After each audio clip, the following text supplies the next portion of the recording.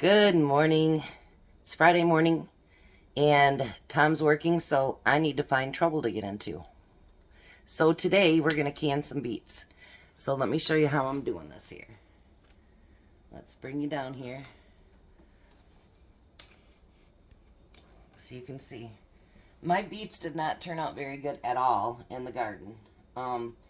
They were very little and some hadn't even started to grow yet. So I figured it's just time, go ahead and pull them and use up what we've got, and then we can plant something else there. So I've got a sink full of water. Now what I want to do is I want to get them all cleaned up really nice. Yes, you're going to peel them, but you still want them clean. So let me grab a knife here too. See, like some of them, this is as big as they got. They didn't get very big. Let's show you. See, they just didn't do well this year. So some people, they had a good deal with them. Mine didn't. So I'm going to get all these washed up, and then I'll bring you to the next section on what we're going to do. I got to dry my hand to shut it off. Alright, so now the next thing is I put all the beets into my little stock pot here. And we're going to bring it to a boil, and we're going to boil it between 5 and 10 minutes. I did not peel them. I just took up that end root. So don't peel them that way. It's too hard. Alright, so I have a few yellow squash that are ready. And they can for the same amount of time that the beets do. So I'll bring you down here. And what I'm going to do, you can do them in slices. You can do them however you want. I'm going to do mine in thicker slices. And then I'm going to cut them in half. If they're real big, then I'll do them in quarters.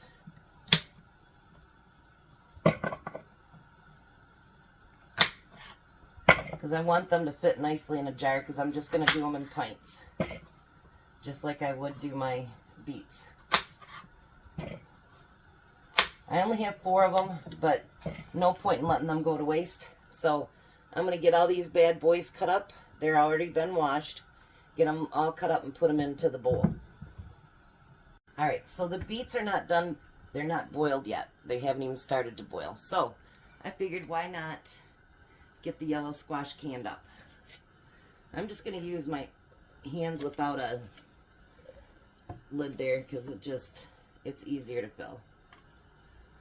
I may end up having to do 2 canners between the beets and this, because I didn't realize I'd get that much squash. But that's okay. It's not like with meat that's, 90 minutes and it's going to take all day. So it only takes 30 minutes once it comes to pressure. And I might have to have Jack actually go down and get me some more jars.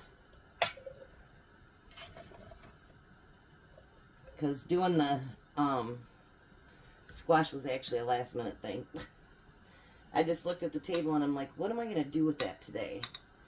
Well, instead of worrying about what I'm going to do with it today, I know what I'm going to do. I'm just going to can them. And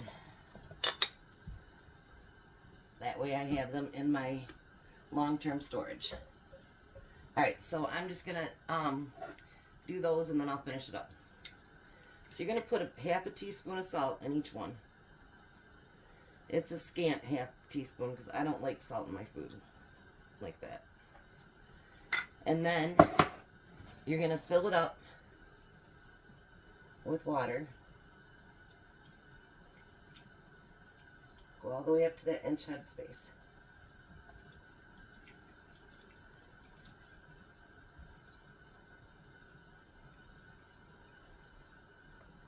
And I'll be doing the beets at the sink, because I don't like the mess that they make.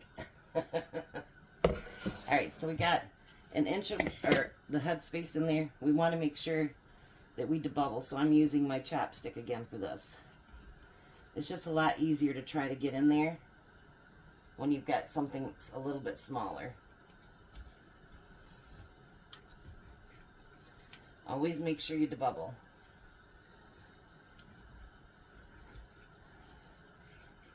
And of course I'm using my 4-jar lids today. And there'll be a drawing a little bit later here. We'll see who won the prizes. Alright, so now, even though it's water, salt, whatever, make sure you always wash your rims. It's not just to make sure they're clean, but to make sure you have no chips, no cracks, because any of that stuff will make things not seal. And I don't know about you, but I have better things in my life than to can and have it not stick. That is not a good feeling. And then you're going to put your rings on just finger tight.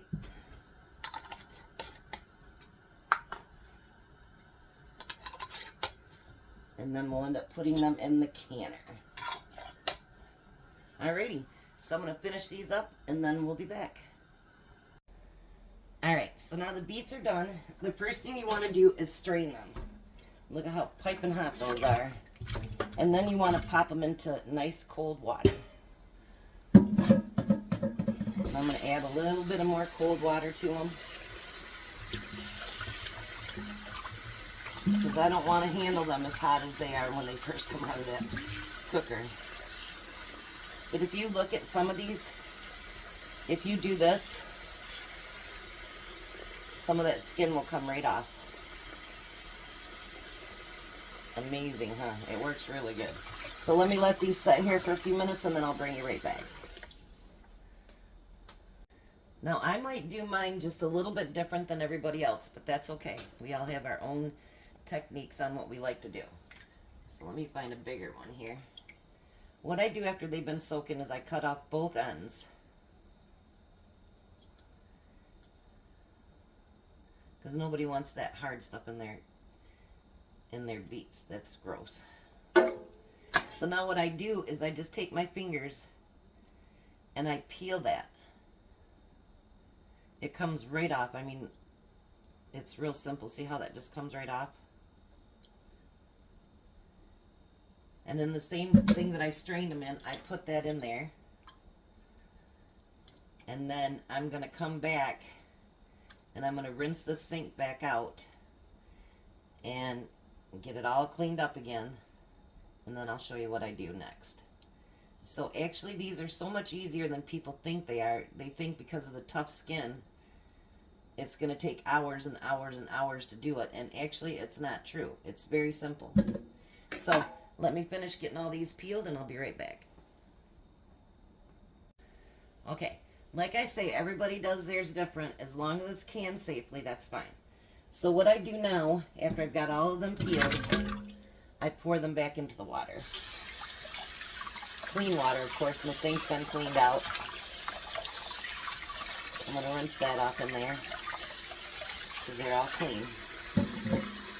Now what I like to do is, I learned this a couple years ago, the first time I ever did beets, and they can make a big mess. Yes, you can clean it up with bleach, but it's still a very big mess. So what I do is I actually peel my, I'm going to take that one piece off there. And that's where you can find if you've got anything on there. And then I'm going to peel them over here into this strainer. They're still a little bit warm, but not too bad.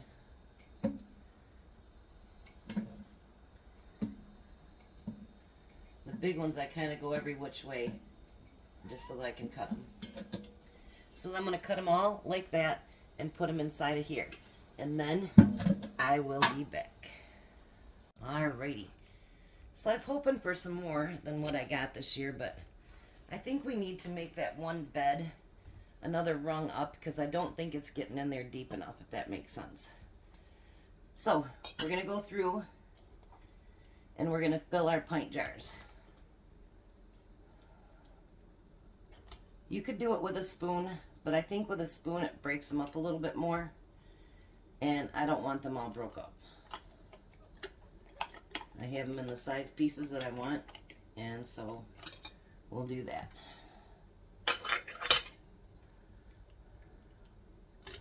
I'm really hoping we don't get more than 4 though, because I really don't want to do a second batch if I don't have to. Whoops.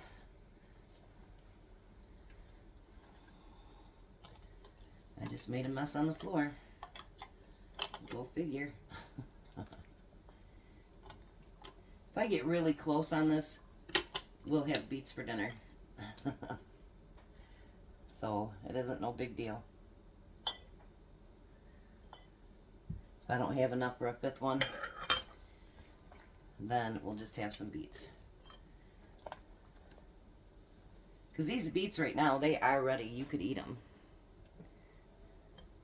It's no big deal. You know what, you guys? I think I might have exactly enough. Look at that. Yeah, I love beets. But boy, they are a messy job. And I'm disappointed in what happened with them again this year. Last year they did the same thing, so I'm thinking that we need to put them in a deeper container. So I'm going to go ahead and put up to the inch head space in all of these, and they're all going to probably burp because there's so many little pieces in there.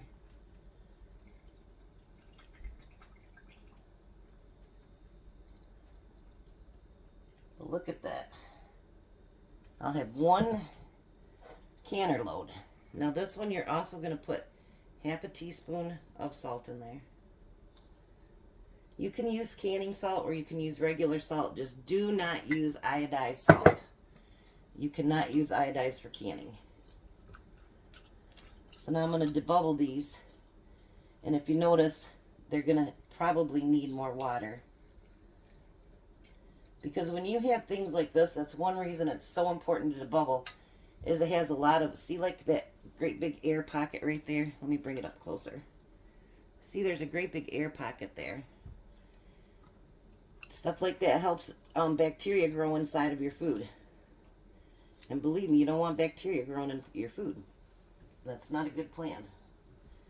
So always make sure you debubble. Get rid of anywhere bacteria could grow. And it helps so that your jars seal better too. I'm going to push them down a little bit and see which ones still need water. I think just the one, actually.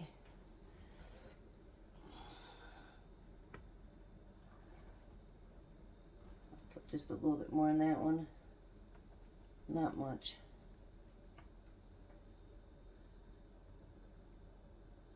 Alrighty. Then you're going to do the same thing and go around and wash every rim. Make sure they're all clean. I can't believe that. Between the yellow squash and this, we have exactly what we needed to fill a canner full. And I'm going to have a couple of lids that say beets on them, 723, so I'll have to, when I can next, change that to what it is. And then you're going to do, of course, finger tight.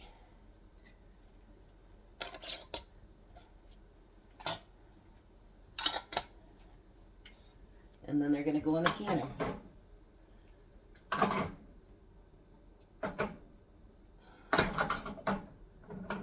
Now, I had Sherlock Holmes send me something.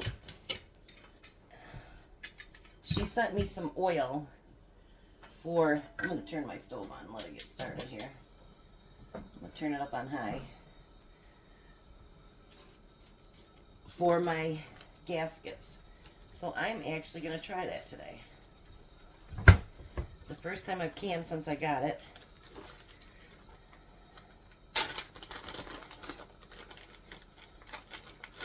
And she says this little bit will last me 20 years.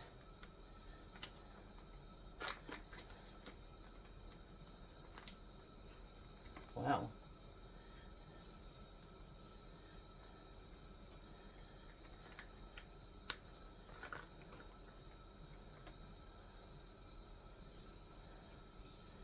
Actually, I bought this at the little dusties that I buy stuff from. And I do have the newer canner. You'll see me get that big one out. But in all honesty, I love this little canner. And it's from 1974. And I paid like $18 for it. It was my first pressure canner. And at the end of the last canning season, the gasket went bad. So I had to buy a new one. And actually, my new gasket was $21 plus shipping, so it actually cost me more than it cost me for the canner itself. So, but that gasket had been used probably, you know, since 1974. So I'd say it got its more than use out of it. All right, now let's bring you over here. We're going to put this lid on here.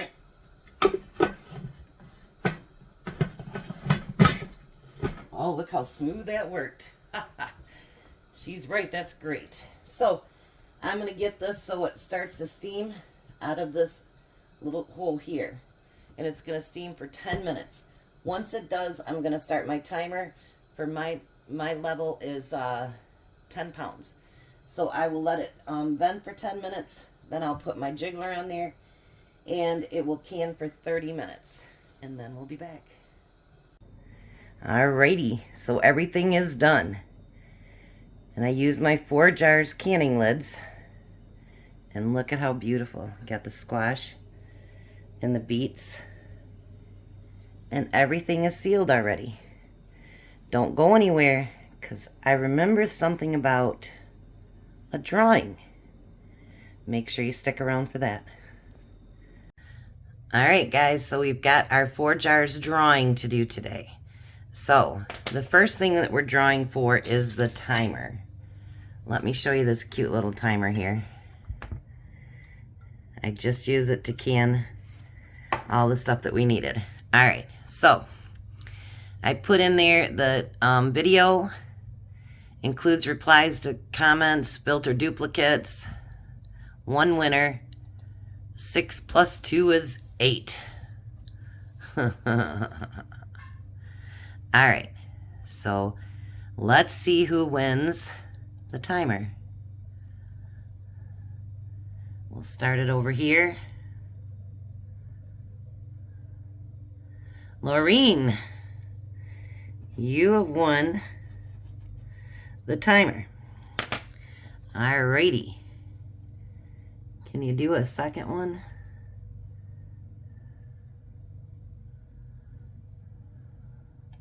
Pick another winner. Alright. I'm trying to learn this. Now the next one is for the 12 lids and bands.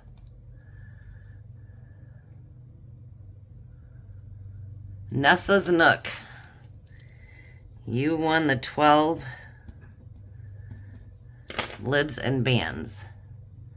Now we need to pick another winner, and this one is for the 50 lids.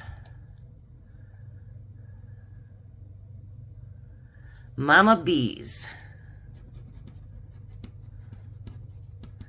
Alright, so what you guys are going to need to do, I'll leave it in the comments below.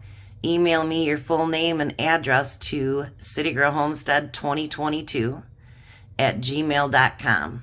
And I will forward that on to 4jars, and they will get you out what you need. So thanks again for entering the drawing and for watching my videos.